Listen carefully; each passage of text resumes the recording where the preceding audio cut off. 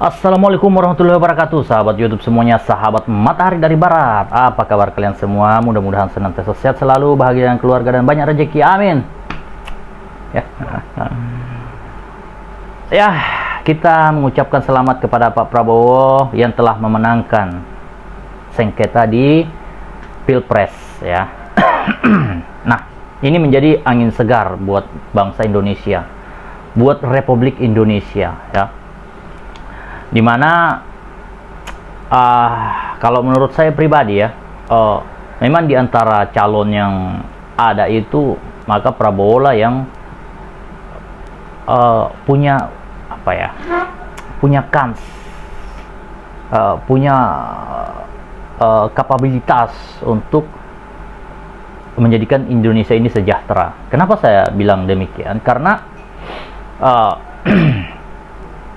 kalau kita lihat perjalanan sejarah kehidupannya Pak Prabowo, perjalanan hidupnya Pak Prabowo, bahwa dia itu masa kecilnya itu pernah menghabiskan waktu di luar negeri, ya, bersekolah di luar negeri, bersekolah di Inggris, ya. Nah, di negara maju itu kan pemikirannya maju, ya. Jadi ketika orang bersekolah di situ waktu kecil, maka mindsetnya pun akan menjadi mindset orang-orang di negara maju ya. Dia tahu ya, oh negara maju ini seperti ini, manajemennya seperti ini ya. Dan kalau masalah berbahasa ya, pastilah Pak Prabowo ini bagus ya komunikasi internasionalnya ya kan.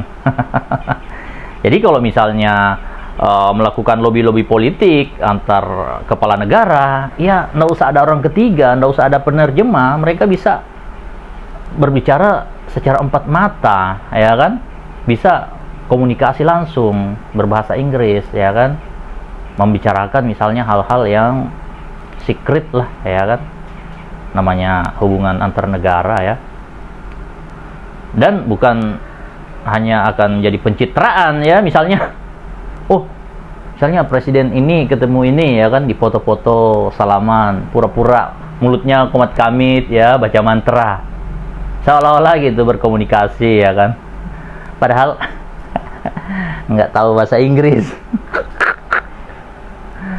Pura-pura, oh ayo ya, I'm fine, good ya paling segitu aja. Kalau misalnya mau membicarakan hal-hal yang lebih dalam ya kan, ya misalnya waduh diatur kursi ya kan, berdekatan ya kan, si Ono sama si Ono ya kan, foto seolah gitu berdua duduk di kursi ngobrol, wah ngobrolin apa gitu kan. Padahal untuk take picture doang, buat gaya-gayaan doang. Kedua-duanya nggak bisa bahasa Inggris. Ya berhentilah ya kita rakyat ditipu dengan hal-hal seperti itu ya. Pak, apa itu ya? Oke. Nah, lanjut. Jadi kembali kepada Pak Prabowo. Nah, Pak Prabowo ini masa kecilnya dihabiskan di luar negeri ya kan, pasti berkomunikasi internasional, kemudian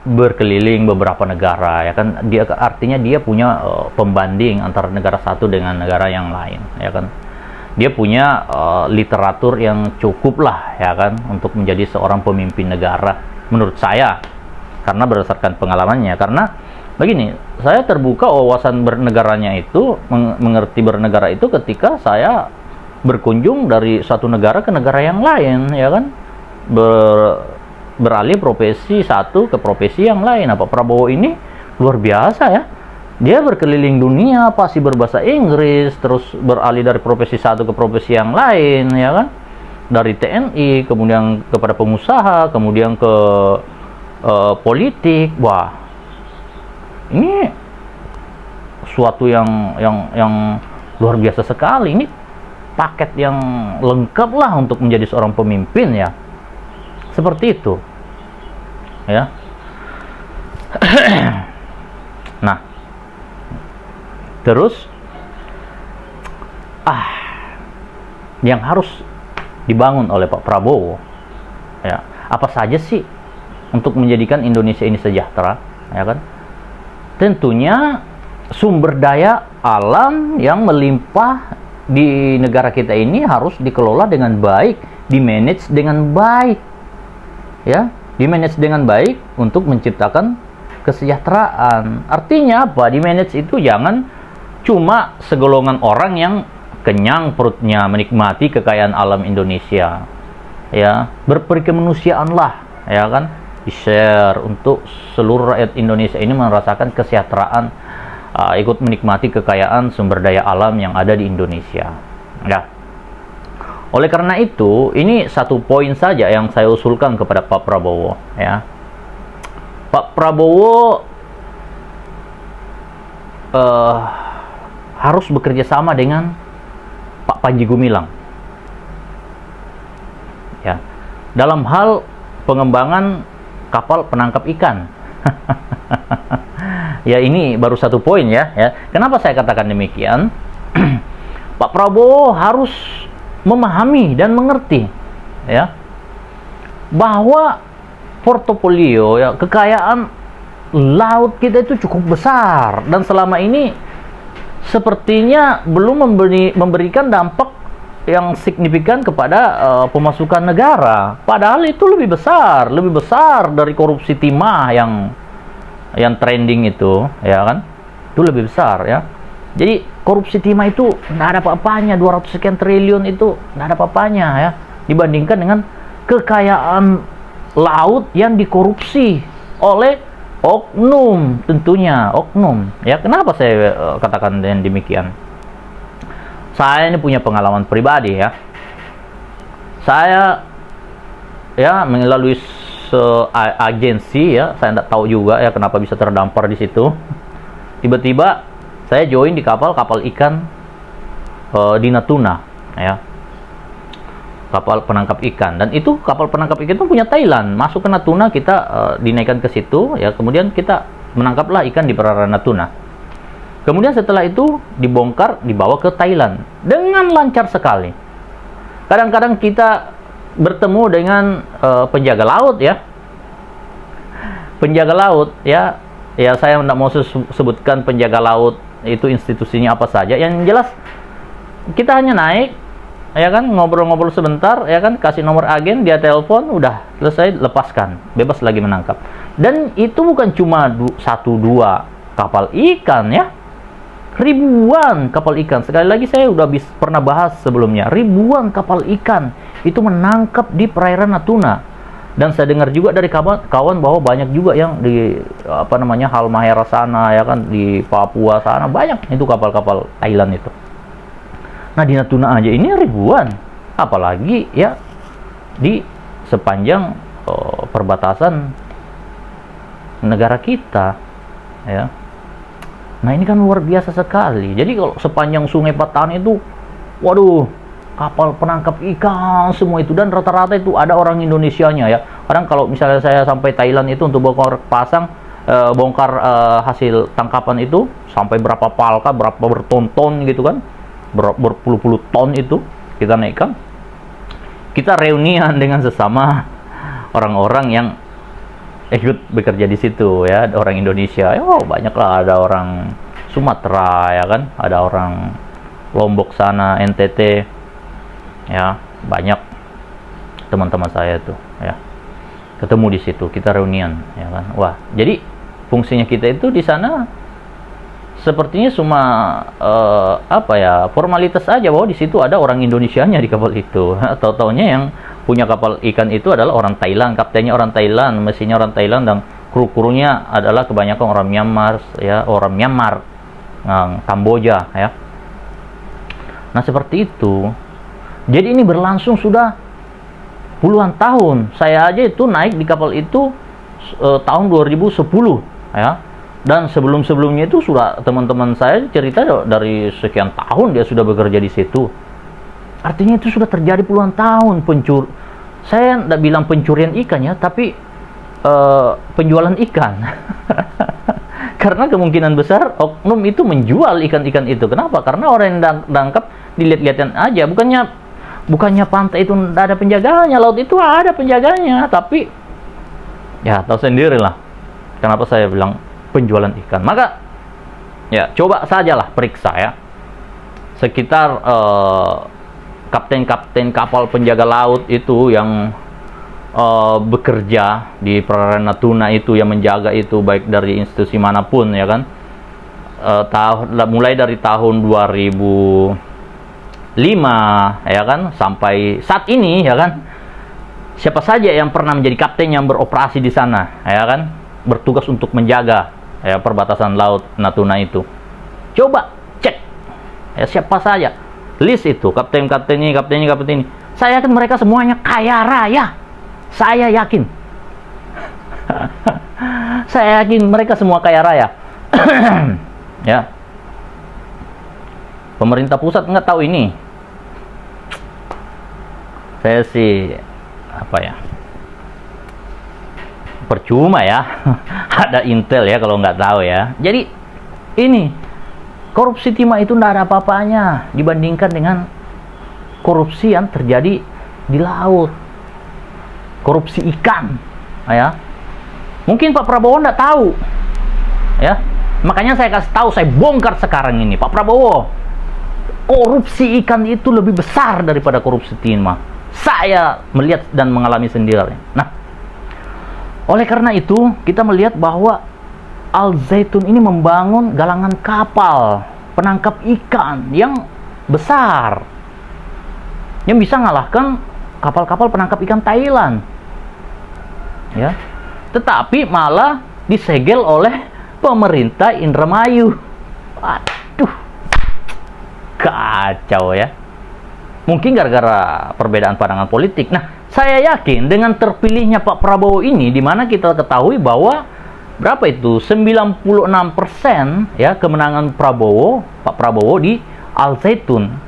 Artinya ini menjadi angin segar untuk Al Zaitun ya. Mudah-mudahan Pak Prabowo ini bisa berkolaborasi dengan Syekh Panji Gumilang untuk memaksimalkan potensi laut ya. Mudah-mudahan saja negara itu tidak melakukan pembangunan ugal-ugalan lagi ya, yang menyebabkan utang negara itu membengkak, tetapi implikasinya ke masyarakat itu malah tidak ada. UMKM malah hancur ya kan, investor malah kabur ya, dolar makin tinggi ya. Ya, pemasukan negara ya tidak signifikan pertambahannya, tidak sebanding dengan penambahan utang ya. Jadi ini salah satu poin untuk memperbaiki ini semua. Saya yakin itu dari laut ya, dari kelautan, dari kelautan. Kalau kita maksimalkan ya, laut ini diawasi dengan baik ya, Pak Prabowo ini nanti menyusun tim lah bagaimana caranya supaya hasil-hasil laut ini tidak jebol lagi dibawa keluar ya. Kalau perlu yang jaga sekarang itu ganti semua itu, atau bikin peraturan yang ketat ya. Kalau ketahuan ya ada penjaga laut ini ya kan yang bermain dengan para penangkap ikan luar negeri, itu berikan hukuman yang seberat-beratnya ya. Ini demi masa depan bangsa kita ini ya kan, berikan hukumannya seberat-beratnya ya. Berikan hukumannya seberat-beratnya. Banyak yang mau bersaksi kok ya kan.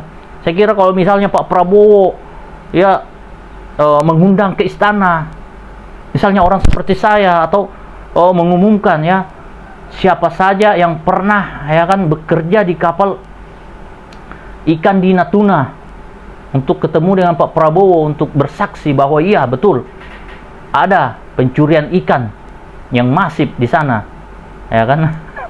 Saya siap bersaksi, dan saya yakin teman-teman yang lainnya ya yang punya rasa nasionalisme itu siap juga bersaksi ya bahwa iya memang ada pencurian ikan di sana.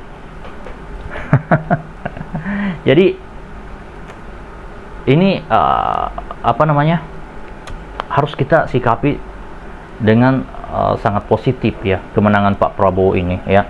Saya yakin beliau adalah seorang negarawan sejati ya kan, seorang jenderal ya, yang tidak akan tega melihat rakyat yang dipimpinnya itu pergi jadi pembantu lagi di luar negeri, yang ada cerita digilir lah, dicambuk, disiksa lah, apalah segala macam. Saya yakin sebagai seorang negarawan, dia tidak akan rela melihat rakyatnya hidup miskin, menderita, kekurangan gizi, busung lapar, ya kan? Saya yakin Pak Prabowo ini akan melihat rakyatnya itu bukan orang lain, tapi adalah keluarga sendiri, menganggap bahwa itu adalah anak, istri, dan keluarga sendiri yang layak untuk mendapatkan kehidupan yang layak, yang harus mendapatkan kehidupan yang layak, ya kan? Bukan presiden yang akan menganggap bahwa rakyatnya itu adalah orang lain, bukan keluarganya, sehingga bodo amat lah. Lu mau makan kek, mau lapar kek, mau pergi jadi pembantu kek di luar negeri, bodo amat lah. Mau digilir kek di luar sana, bodo amat, ya kan? Saya yakin Pak Prabowo tidak seperti itu. Ini beda dengan yang lain ya. Mungkin yang lainnya begitu, ya kan? Menganggap rakyatnya itu bukan bagian dari keluarganya, sehingga ya ngawur, mengelola negaranya itu ngawur, ya kan? Dan menganggap sebagai keluarga. Coba menganggap sebagai keluarga, ya kan? Tega nggak misalnya istrimu, ya kan, istrinya seorang presiden misalnya pergi jadi pembantu di Arab sana, tega nggak? Atau anaknya presiden pergi jadi pembantu di Arab, tega nggak? Nggak tega, ya kan? Nah, harusnya presiden itu begitu, menganggap bahwa rakyatnya ini adalah saudaranya semua, keluarganya semua, ya kan?